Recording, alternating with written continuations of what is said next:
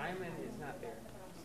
Well, Eric and JC, if you can believe it, people taking advantage at a vulnerable situation, all of this happening over the weekend while Hurricane Irma was just rolling on through. Now, I want you to take a look because Miami police, this press conference just wrapped up at the police department, and they showed us these photos. Now, this is just an example of the property that was recovered in one looting incident that happened in Midtown. In this photo, you can see T-shirts, sneakers, just everything you can think of. These looters trying to get everything and anything. Now, we want to go ahead and show you this video. It was shot by some of our viewers from Midtown. Now, this all going down at a Simon's Sportswear in Midtown, and that is where looters smashed into a window, and again, they went inside trying to grab anything and everything that they could, a total of 6 of them. But let me show you this other piece of video because police, guess what? They were very close by. They saw the whole thing going down. You can even hear people in the background cheering as they saw police taking down those 6 individuals again for looting. So those 6 individuals were arrested. Police just releasing their names to us. We have it all here. But this press conference focused on looting, and the mayor saying that this is just something the city will not tolerate. We are here to send a message to the business community that they will be protected, and to send a message to the residents of Miami that they will be protected.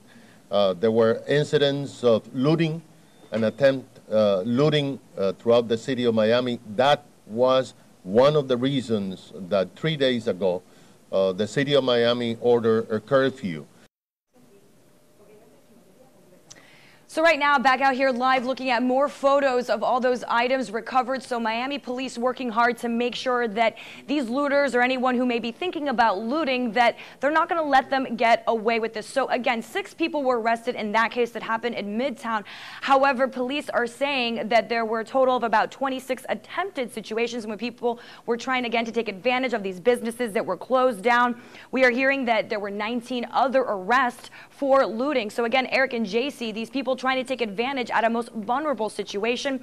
I also had an opportunity to speak with the mayor about some of the cleanup efforts going on throughout the city. So important to note right now, about 70% of the city of Miami still without power. They are working hard with FPL crews to get in, to get power restored. And what the mayor was saying is that there is a bit of a priority list. They want to make sure that very vulnerable areas get power restored first. So places like Mercy Hospital, which is right now running on just generators, they want to make sure the hospital can get up and running with the power that they need.